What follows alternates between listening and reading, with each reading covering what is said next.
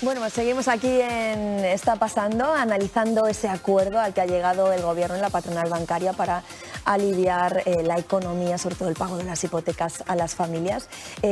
Estábamos hablando antes con nuestros expertos, con Ángel Basallo, que es economista, con Laura Alonso, que es abogada especializada en Derecho Bancario, y con José Luis Lobato, que es el presidente de la plataforma Stop Desahucios de Valladolid. Pero además en estos momentos podemos saludar también a Estefanía González, que es la creadora de contenidos y relaciones públicas de Que Listo, que es un servicio, para que todos ustedes sepan, de ayuda al consumidor, bueno, pues para ahorrar, ¿no? Y que toca ámbitos como la telefonía, las finanzas, los seguros o la energía. ¿Lo he explicado bien, Estefanía, más o menos?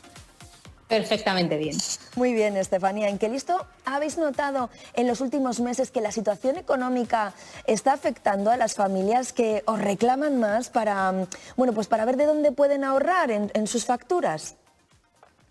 Muchísimo. En general, al final nosotros como tratamos y comparamos servicios de tan primera necesidad, sí que notamos mucho cuando pasan este tipo de cosas, cuando hay momentos como el de ahora, de una inflación tan elevada, lo notamos mucho en cuanto al número de gente que acuda a nuestro servicio, que nos pide ayuda, consejo y demás.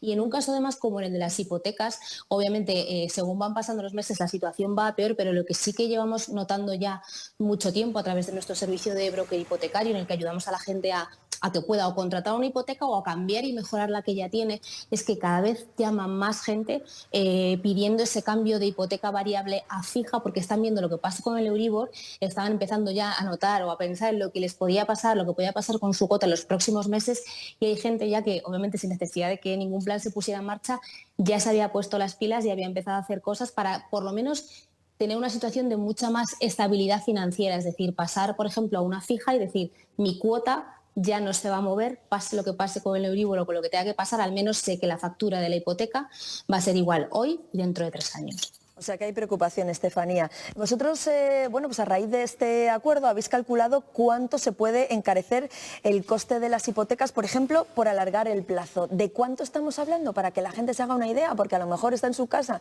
y está pensando, bueno, yo no sé si me voy a acoger, me puedo acoger, pero realmente me compensa, ¿no? ¿De qué cálculo habéis analizado vosotros? ¿En Qué Listo? Bueno, pues lo primero es verdad que hay que tener en cuenta una cosa, tanto el alargar el plazo de una hipoteca como el pedir un periodo de carencia no es algo nuevo que surja con este plan de ayuda, es una cosa que ya se podía intentar negociar previamente con el banco y no de ahora tampoco, sino de siempre también. Este tipo de operaciones financieras, este tipo de soluciones, lo que hacen es que nos suponen un alivio inicial, pero a la larga sí que suponen un aumento del coste de una hipoteca o de cualquier otro préstamo. Hay que partir un poco de esa premisa para entender que el pedir este tipo de ayudas o de soluciones tiene una contrapartida. Y obviamente en este plan de ayuda, este plan de ayuda no es una excepción, aquí pasa un poco lo mismo, ¿no? En el caso nosotros lo único que hemos hecho ha sido hacer números y ver realmente, tal y como está planteado ese plan, qué es lo que puede suceder con un hipotecado medio en España.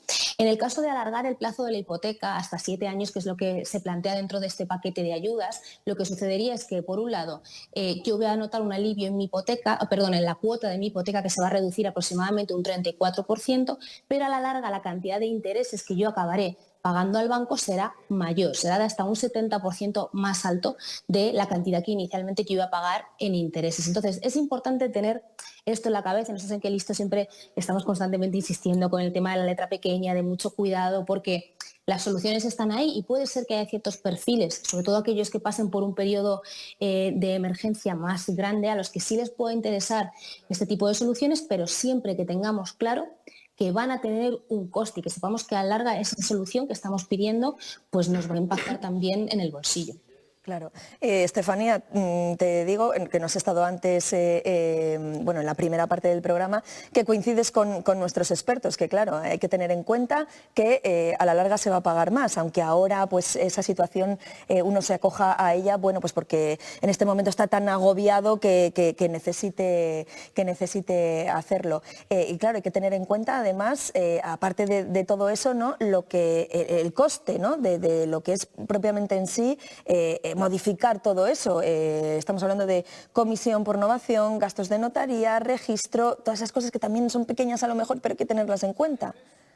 Justo, hay que tenerlas en cuenta porque esto no deja de ser, esto no es magia y de repente mi banco, en caso de que se acoja a este código de buenas prácticas, pues me reestructura mi deuda y ya está. No, no, esto al final requiere de una tramitación como cualquier otra cosa que yo haga con mi hipoteca y eso tiene unos costes. ¿Cuáles son? Tanto en el caso de alargar el plazo de mi hipoteca como en el caso de acogerme a un periodo de carencia, que es la otra gran solución que hay, o de combinar los dos, que también se puede, porque esto es como una especie de menú casi, ¿no? De hamburguesería en el que puedo combinar lo que quiero hacer. Bueno, pues los costes de hacer esta operación incluyen varias partidas. Por un lado, lo comentabas, está la comisión por novación, que cuando lo que yo quiero hacer, la novación al final es un cambio de condiciones en mi hipoteca. Si ese cambio es para alargar el plazo, como sería en el caso de estas soluciones, está limitado por ley a un 0,1%. Entonces ese sería el primer coste que yo tendría que asumir. Luego tendría gastos de notaría y de registro que están bonificados, pero aún así hay que pagar algo. Para una hipoteca media en España, por ejemplo, rondarían los 170 euros, con lo cual sumado un concepto con el otro, hablamos de unos 240 euros aproximadamente, lo que es el hacer la novación, que es el trámite que me permite o bien alargar el plazo o bien pedir ese periodo de carencia. Pues Estefanía González, muy bien explicado todo, nos hemos enterado perfectamente. Muchísimas gracias por haber participado en el programa. A vosotros, gracias.